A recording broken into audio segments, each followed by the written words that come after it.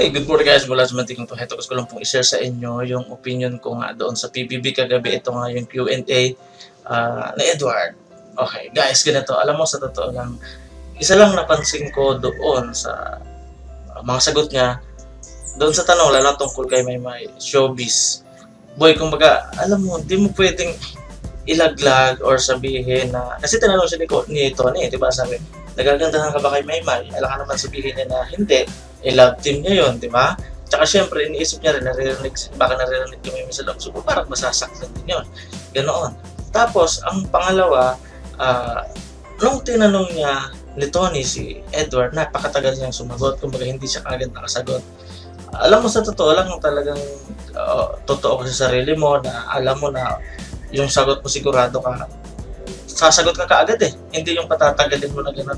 Kumbaga, inisip niya muna siguro na ano pa yung sasabihin ko, ganito, ganyan, magiging honest ba ako, o susundin ko lang kung ano.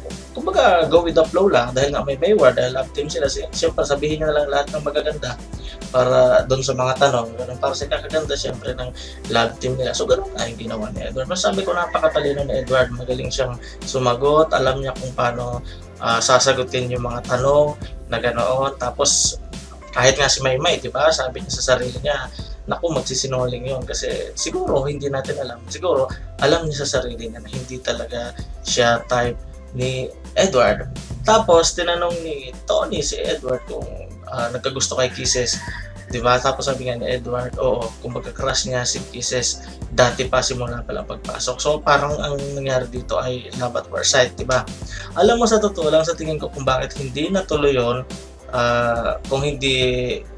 kung bakit hindi natuloy na, kumbaga naging magkalapit talaga sila.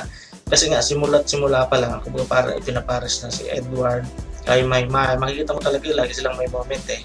Di ba? So parang hindi nabigyan ng pagkakataon na mapalapit siya kay Kisses at si Kisses din sa kanya. Tsaka alam mo din naman yun si Kisses eh, di ba? Kumbaga, hindi naman siya tulad ng iba na talagang siya lalapit, ganun. Kumbaga mahihain siya, naghihintay lang din siya, nalapitan siya ng mga kaibigan niya or kung sino man na gustong lumapit sa kanya. Kayo guys, ano masasabi niyo doon sa mga sagot ni Edward kagabi doon sa tanong ni Tony sa kanya? Sa tingin niyo ba showbiz na showbiz yung dating, or sa tingin niyo talagang totoong nararamdaman niya yon, talagang personal na opinion niya yung mga sinabi niya? So comment lang po sa baba kasi gusto ko rin mabasa yung mga komento nyo, opinion nyo tungkol dito sa eksenang to kagabi sa PBB. So siguro po, yun lang muna ulit sa akin. Maraming salamat.